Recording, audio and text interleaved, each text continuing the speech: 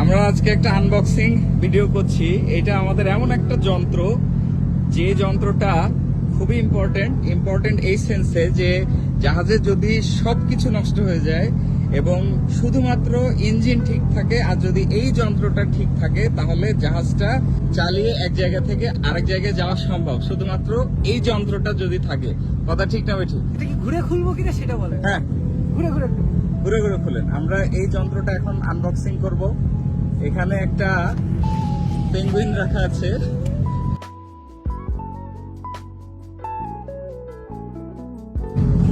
এই যন্ত্রটা হচ্ছে ম্যাগনেটিক কম্পাস।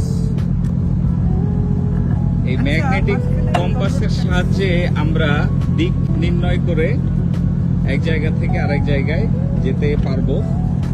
যদি আমাদের জাইরো ফেলিওর হয়, যদি অন্যান্য ইলেকট্রনিক ইকুইপমেন্ট ফেলিওর হয়, তাহলে আমরা শুধুমাত্র ম্যাগনেটিক কম্পাসের সাহায্যে জাহাজ চালিয়ে এক জায়গা থেকে আরেক জায়গায় যেতে পারবো। এটা সম্ভব, কিন্তু এখন আসলে সমস্ত ইলেকট্রিক্যাল ইকুইপমেন্ট একসাথে ফেলিওর হওয়ার পসিবিলিটি খুবই কম। এটা এখন আর হয় না। কিন্তু এখন থেকে অনেক বছর আগে, যখন জাইরো কম্পাস ছিল না, যখন অত্যাধুনিক যন্ত্রপাতি ছিল না, তখন এই ম্যাগনেটিক কম্পাসটাই ছিল হচ্ছে ভরসার জায়গা। আর আজকে আমরা ইন্সপেকশনে এসেছি এখানে।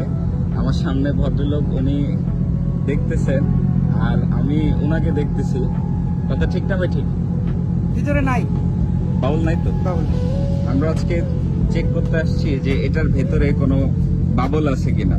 ম্যাগনেটিক কম্পাসের ভেতরে এখানে গ্লাইকল এবং অ্যালকোহলের মিশ্রণ আছে। তো এখানে যদি বাবল হয় সেক্ষেত্রে এটা রিফিল করতে হয়। কোনো বাবল নাই, সবকিছু ঠিকঠাক। আমরা এখন জাহাজের মাঙ্কি আইল্যান্ডে।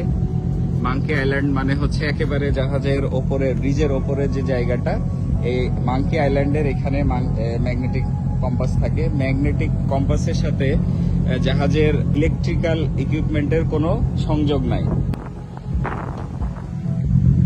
আপনি কিছু বলেন, ম্যাগনেটিক কম্পাস কিভাবে কাজ করে? না, বেশি ভুল তো হবে সেটা আমিও জানি, আমারও মনে নাই। বেশি টেকনিক্যাল ডিটেইলে যাওয়ার দরকার নাই, শুধু কেমনে কাজ করে ওইটুকুই। আমরা যে এই যে ডিটেল বলতেছি না, এটাও ভিডিওর মধ্যে থাকবে। মূলত এই ম্যাগনেটিক কম্পাসটা মাঙ্কি আইল্যান্ডে নিয়ে আসার জন্য একটা স্পেশাল কারণ আছে। সেই কারণটা হচ্ছে ম্যাগনেটিজমের উপর ইলেকট্রনিক্সের একটা, ইলেকট্রিক্যাল আইটেমের একটা বিশাল প্রভাব আছে। সাধারণত ম্যাগনেটিক কম্পাসের গায়ে লেখা থাকে যে এটা ইলেকট্রনিক আইটেম থেকে ঠিক কতটুকু দূরে রাখা উচিত। যেমন এটা সেফ ডিস্টেন্স রাখা আছে 2 মিটার। সো এটা সাধারণত ইলেকট্রিক্যাল যে ইকুইপমেন্টগুলো আছে সেগুলো থেকে দূরে রাখার জন্যই এখানে একটা অবস্থান। এবং ম্যাগনেটিক কম্পাস কীভাবে কাজ করে এটা মোটামুটি আমরা সবাই জানি। আর্থের একটা ম্যাগনেটিজম আছে, সেটার উপর ভিত্তি করেই যেহেতু একটা উত্তর মেরু দক্ষিণ মেরুকে আকর্ষণ করে, ঠিক আর্থ ম্যাগনেটিজমের কারণে এখানে যে চুম্বকটা বসানো আছে সেই চুম্বকটাও এই ম্যাগনেটিক কম্পাসের উত্তর মেরুটা দক্ষিণ মেরুকে আকর্ষণ করবে। সেইভাবেই হচ্ছে পৃথিবীর দিক নির্ণয় করা হয়। এটা পৃথিবীর প্রাচীনতম পন্থা। পৃথিবীর দিক নির্ণয়ের জন্য বা দিক নির্দেশনার জন্য সমুদ্র বিজ্ঞানের প্রাচীনতম পন্থা হচ্ছে এই ম্যাগনেটিক কম্পাস, যেটা এখনো আমরা ব্যবহার করি। But now it is a backup. যদি আমরা জাইরো ইউজ করি, জাইরো কম্পাস ইউজ করি, যেটা অ্যাকচুয়ালি একটা ইলেকট্রনিক ডিভাইস। জাইরো কম্পাস আসলে ম্যাগনেটিক কম্পাসের থেকে অনেক প্রিসাইজ। বাট যেহেতু ইলেকট্রিক্যাল ফেলিউরের কারণে জাইরো ফেল করে, সেজন্য ব্যাকআপ হিসেবে ম্যাগনেটিক কম্পাস হচ্ছে আমাদের শেষ আশ্রয়স্থল। লাগিয়ে দিই তাহলে। এখন মানুষজন ভাবতে পারে যে এটা তো ছাদের উপরে, তাহলে আমরা ভেতর থেকে দেখি কেমনে? এটা একটা পেরিস্কোপিক একটা অ্যারেঞ্জমেন্ট আছে। Periscopic arrangement. সো এটার উপরের যে অংশটা সেটা আমি নিচ থেকেও একটা পেরিস্কোপের মাধ্যমে দেখতে পারি। এবং আধুনিক সব জাহাজে ম্যাগনেটিক কম্পাসেরও রিপিটার আছে।